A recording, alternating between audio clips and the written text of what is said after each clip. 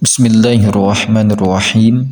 Al-hadithul khamisu ari hadis anu kalima. An Abi Dzarrin Al-Ghifari. Eta tetep katampi ti Imam Abi Dzar Al-Ghifari radhiyallahu taala anhu. Annahu sanyana itu Imam Abi Dzar qala eta parantos ngadawuh itu Imam Abi Dzar kana lafad. Kultu ngucap kaula ya Rasulullah, hei Rasulullah, alim mugi ngajarkeun Gusti salira Rasul ni ka abdi amalan kana amal yuqarribu anu matak ngadeukeutkeun itu amal ni ka abdi ilal jannati kana surga wa yubaidu jeung bakal nebihkeun itu amal ni ka abdi minan nari tina neraka. Qala ngadawuh Kanjeng Rasul kana lafad, idza amilta di mana-mana migawe anjeun sayyi'atan kana kagorengan fa'atsbi' tah kudu ngaanutkeun anjeun ha kana itu sayyi'ah hasanatan kana kaalusan. Qala nyarios itu Imam Abi Dzar kana lafad qultu ngucap kaula aminal hasanati nah eta tetep tina sapalih pirang-pirang kasaean qaulu la ilaha illallah ari ucapan lafad la ilaha illallah. Qala ngadawuh Kanjeng Rasul kana lafad na'am leres hiya ari itu lafad la ilaha illallah ahsanul hasanati eta pang sae-saena pirang-pirang kasaean. Wa ala hada jeung eta netepan kana makna ieu hadis hikayat tu anna rajulan ari hikayatna lafad anna rajulan sanyana hiji lalaki kana eta buktos itu rajul waqifan eta nu wukuf bi Arafatin di tanah Arafah wa fi yadihi jeung eta tetep dina leungeunna itu rajul sab'atu ahjarin ari 7 pirang-pirang batu. Faqad asyhadu tah nyata geus pada nyaksian itu sab'atu ahjar anni ti kaula ingda rabbina di pangeran urang sadayana bi anni kana saenyana kaula asyhadu eta nyaksian kaula an kana yen saenyana kalakuan sareng tingkah la ilaha eta teu aya deui pangeran anu hak diibadahan anu hak ditaati parentahanana sareng laranganana illallahu angin Gusti Allah. Wa anna Muhammadan jeung saenyana Kanjeng Nabi Muhammad sallallahu alaihi wasallam Rasulullahi eta utusan Allah. Fanama tuluy sare itu rajul faro'a teras ngimpi itu rajul fil manami dina kersarena kama yaro sapertikeun yen ngimpi saha annaimu jalma anu sare. Ka'annal kiamata kaya saenyana kiamah qad qomat eta nyata geus ngadeg itu kiamah. Wa annahu jeung saenyana itu rajul husiba eta dihisab itu rajul. Fawajabat tuluy pasti lahu pikeun itu rajul naon annaru neraka. Fa akhadzat tuluy naik hu ka itu rajul saha al malaikatu malaikat fa akhadzat tuluy newak hu ka itu rajul saha al malaikatu malaikat. Falamma zahabu tuluy samang-samangsa nginditkeun itu malaikat bihi ka itu rajul ila babin nari kana lawang neraka fa idzan tahdina nalikana itu zahabu hajarun ari hiji batu fa idzan maka eta dinalikana itu zahabu hajarun ari hiji batu mintil kal ahjari anu tetep tina sawareh itu pirang-pirang batu. Oh punten.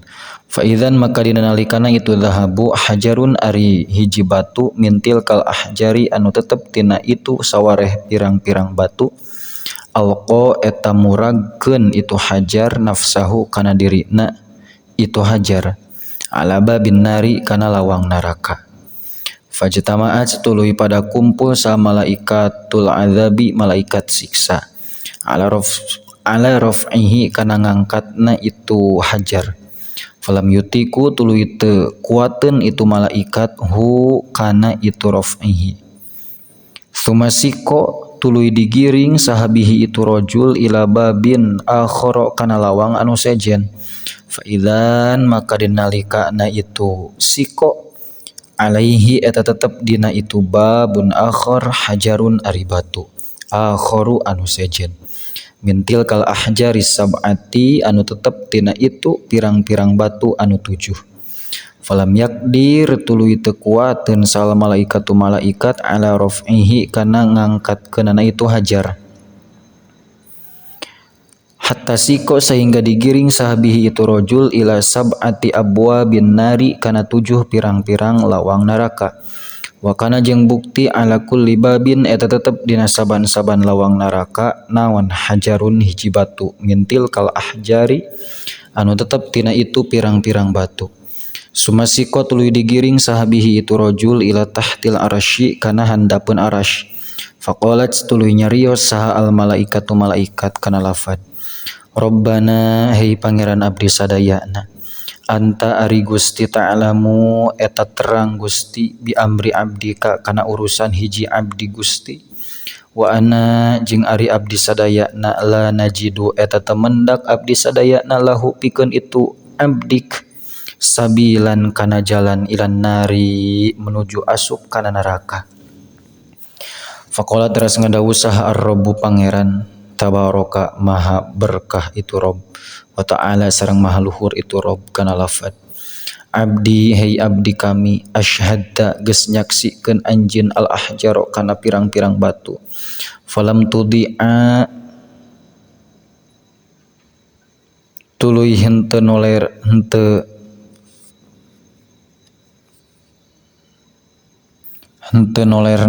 itu ahjar haqqoka kana hak anjeun.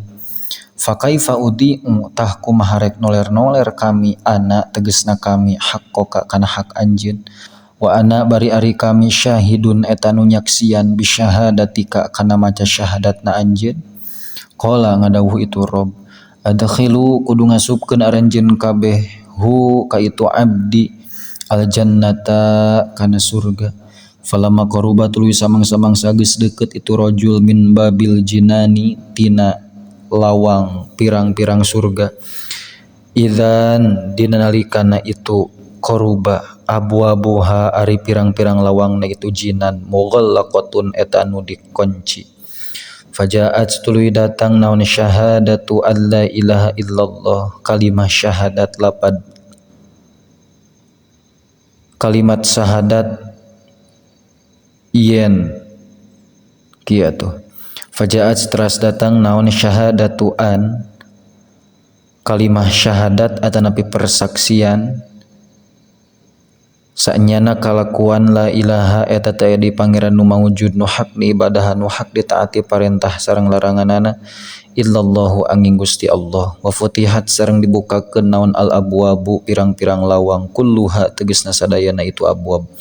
Fadakhala teras asup saha ar-rajulu eta lalaki wahaka sareng ngahikayatkeun saha al-imamuz zahidu sayyidil mufti Imam Zahid sayyidi anu jadi dunungan kami al-mufti anu jadi mufti jalmi anu sok masihan fatwa rahmatullahi ari rahmat Allah alaihi eta muga tetep ka itu sayyidi an abihi katampi tiramakna itu sayyidi al-mufti tegesna jalmi anu sok masihan fatwa rahmatullahi ta'ala ari rahmat Allah ta'ala alaihi eta muga tetep ka itu al-mufti.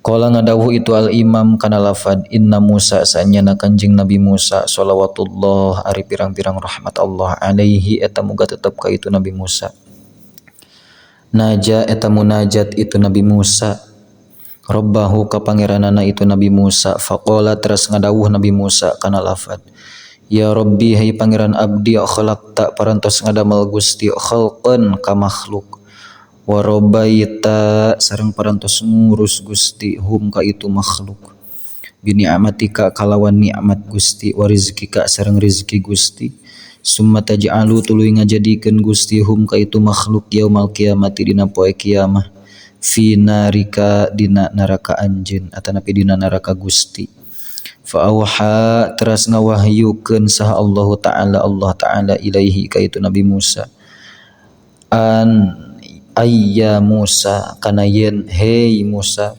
kum kudu ngadeg anjeun fazro tuluy kudu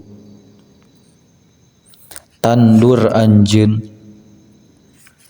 tanapa pepelakan anjeun tiasa zar'an kana tatanduran fazro'a teras nanduran itu Nabi Musa hu kana itu zar'un wasaqo jeung nyeboran Nabi Musa hu kana zar'un wa qoma jeung ngadeg Nabi Musa alaihi kana zar'un hatta hasoda sehingga manen Nabi Musa hu kana zar'un wadasa jeung napikeun Nabi Musa hu kana zar'un faqala terus ngadawu Allah lahu kana Nabi Musa kana lafad ma kana naon fa'alta geus migawe anjeun bi zar'ika kana tatanduran anjeun ya Musa hei Musa qala ngadawu Nabi Musa qad rafa'tu nyata tos ngangkat abdi hu kana itu zar'un qala ngadawu saha Allah Ta'ala fama tarokta fama tuluy kana naon tarokta geus ninggalkeun anjeun minhu tina zar'un syai'an kana hiji perkara qala ngadawu Nabi Musa ya Rabbi kana lafad ya Rabbi he pangeran abdi ma taroktu henteu ninggalkeun abdi illa ma angin kana perkara la khaira anu teu aya sae na eta mawujud fihi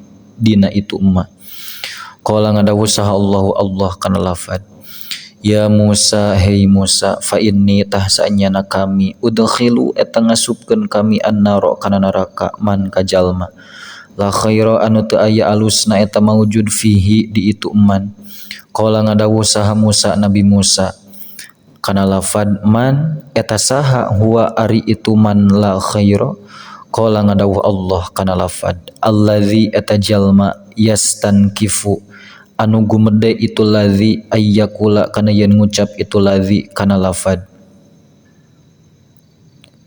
la ilaha illallah Muhammadur Rasulullah. Kantun al hadisus sadisu cekap wallahu a'lam bissawab.